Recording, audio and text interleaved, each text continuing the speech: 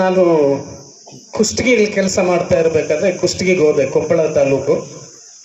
ಅವಾಗ ಅದು ರಾಯಚೂರು ತಾಲೂಕಾಗಿತ್ತು. ಅಲ್ಲಿ ಜನ ನಮ್ಮನ್ನು ಹೇಗೆ ಕರೀತಾರಪ್ಪ ಅಂದರೆ, ಸರ್ ಪ್ರಕೃತಿ ಚೆನ್ನಾಗಿದೆಯಾ ಅಂತ ಕೇಳ್ತಾರೆ. ಅಂದರೆ ನಿಮ್ಮ ಆರೋಗ್ಯ ಚೆನ್ನಾಗಿದೆಯಾ ಅಂತ ನಾವೆಲ್ಲ ಈ ಕಡೆ ಎಲ್ಲ ಸಹಜವಾಗಿ ಕೇಳ್ತೀವಿ, ಆರೋಗ್ಯ ಹೇಗಿದೆ ಅಂತ. ಆ ಕುಷ್ಟಗಿ ಕಡೆ ಎಲ್ಲ ಸರ್ ಪ್ರಕೃತಿ ಹೇಗಿದೆ ಅಂತಾರೆ. ನೀವು ಮಲೆನಾಡು ಕಡೆ ಹೋಗಿ, ಮಡಿಕೇರಿ ಕಡೆ ಹೋಗಿ, ಅಲ್ಲಿ ಕೂಡ ಸರ್ ಪರಿಸರ ಎಲ್ಲ ಯೋಗ್ಯವಾಗಿದೆಯಾ ಅಂತ ಕೇಳ್ತಾರೆ. ಅಂದರೆ ನಾವು ಬರೀ ನಾವು ವಾಸ ಮಾಡ್ತಾ ಇರ್ತಕ್ಕಂಥ ಭೂಮಿನೇ ಅಲ್ಲ, ನಾವು ಕೂಡ ಸ್ವಚ್ಛವಾಗಿರ್ಬೇಕು. ಅದು ಪರಿಸರ ಅಂದ್ರೆ. ಪರಿಸರ ಮಾಲಿನ್ಯವಾಗಿದೆ, ನೀರು ಮಲಿನವಾಗಿದೆ, ಎಲ್ಲ ಕಲುಷಿತಗೊಳ್ತಾ ಇದೆ ಅಂತ ನಾವು ಬಹಳಷ್ಟು ಕಡೆ ಕೇಳ್ತಾ ಇರ್ತೇವೆ. ಆದರೆ ನಮ್ಮ ಭಾವನೆಗಳು ಮಲಿನೂ ಆಗ್ತಾ ಇದೆ, ನಮ್ಮ ಮನಸ್ಥಿತಿ ಮಲಿನವಾಗ್ತಾ ಇದೆ, ನಮ್ಮ ಯೋಚನಾ ಲಹರಿ, ನಮ್ಮ ಯೋಚನಾ ಶಕ್ತಿ ಕೂಡ ಮಲಿನವಾಗ್ತಾ ಇದೆ.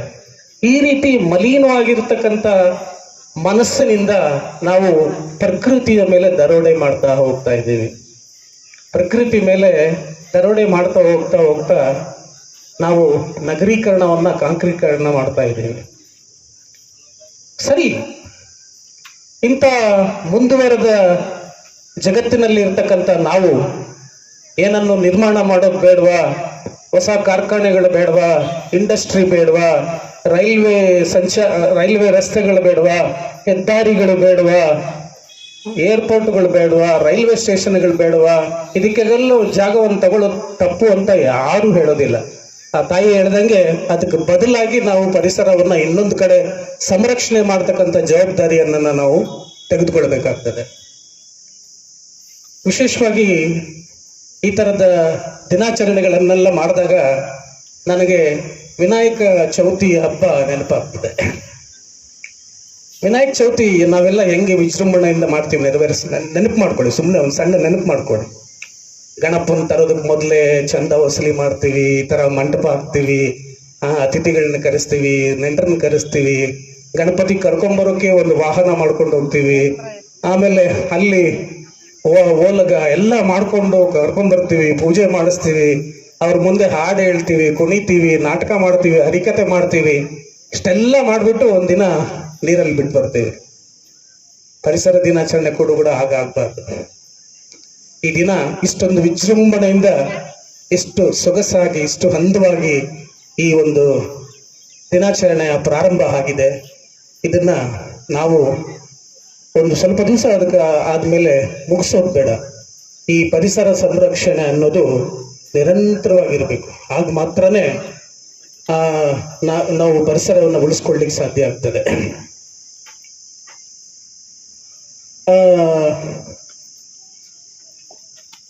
ಒಂದ್ ಕಡೆ ಹೇಳ್ತಾರೆ, ಪ್ರಕೃತಿ ನಮ್ಮ ಎಲ್ಲ ಆಸೆಗಳನ್ನ ಪೂರೈಸುತ್ತೆ ಅಂತ. ಆದ್ರೆ ಮನುಷ್ಯನದು ಅತಿ ಆಸೆ, ಎಲ್ಲವನ್ನು ಆಕ್ರಮಿಸುವ ಮನೋಗಾರಿಕೆ ನಮ್ಮಲ್ಲಿ ಬೆಳೆದು ಬಿಟ್ಟಿದೆ.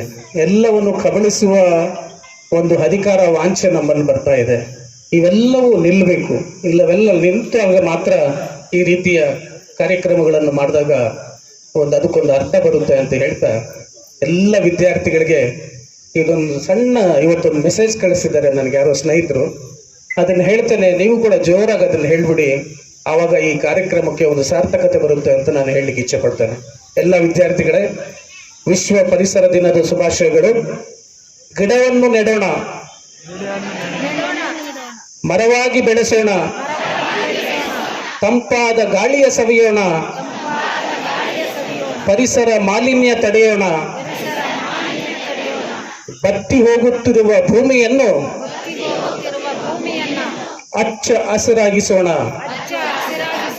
ಪರಿಸರ ಸಂರಕ್ಷಣೆ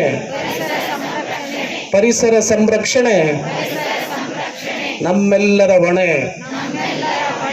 ಈ ಒಂದು ಕಾರ್ಯಕ್ರಮದಲ್ಲಿ ನಿಜ ಸಾಕು. Thank you.